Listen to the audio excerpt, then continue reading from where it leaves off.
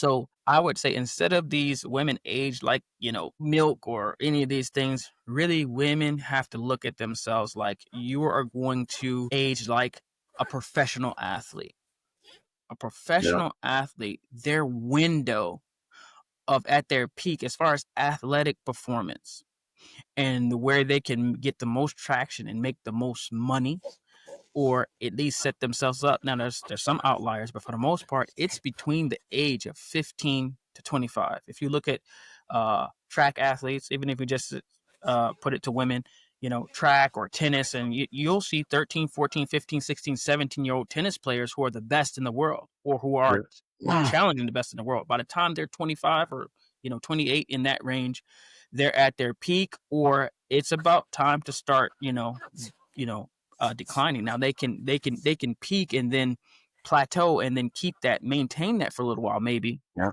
But for the most part, they're at their best, they're strongest, they're most physically impressive, and as far as their athletic performance and potential, and the fear that they put in their opponents, and you can liken that to the attractiveness physically that you have that men have for you and the type of doors that gets you into and the type of excuses people will make for you and the type of things that they will put up from you and the type of baggage you can have in which they will deal with because of your prowess, physically, just like an athlete. But as athletes get older, they then that fear and that their adversaries start to, as far as physically, they're not afraid anymore, and they start to be able to challenge them. And then what worked when they were 25, the way that they jumped and made their moves or whatever at 25, it's not as effective at 35. Yeah. And then at 45, you can no longer do that. It does not work anymore. So Yeah. some women, they might get into that area where, after 20 years of marriage, they never really put that much effort into saying, I need to be attractive, And Yeah. so the dress or the little perfume and the makeup and you do your hair this way or whatever, and then you go out or you think, well, that worked, so well before. And you get to the reality that it doesn't work. The potency is not there. And to not that it's all bad. The thing is, it's just like, for instance, we'll use Michael Jordan as an example. He, what his peak was definitely under the age of 40. He was, in his mid 30s, maybe you would say, but even in his mid 30s, his game had completely changed. He didn't operate the same way.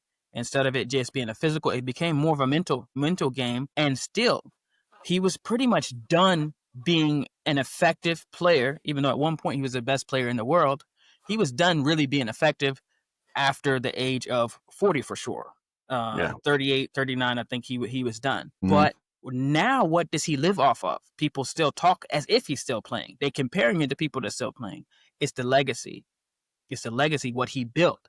So a lot of what a woman can do, they can build and they acquire, certain things when they're in their younger ages to where they can live off of that, Yeah. as they get older, when they don't have the physical ability anymore as much, but because of the what they were able to acquire when they were younger. Now, I know we're talking about divorce, but this is something that you have to realize. So if you have not been able to secure that at a younger age, then right now it's the equivalent of you're getting into an area where you're out on the court, on the field or whatever, and now you have to play a different game. It will not be the same game, the same type of style or whatever Yeah. that you will have to play. And if you don't adjust, then you'll be like the old man or old woman on the court running around Yeah. and these people are jumping over you and running by you and everything, and your game is just not going to be the same.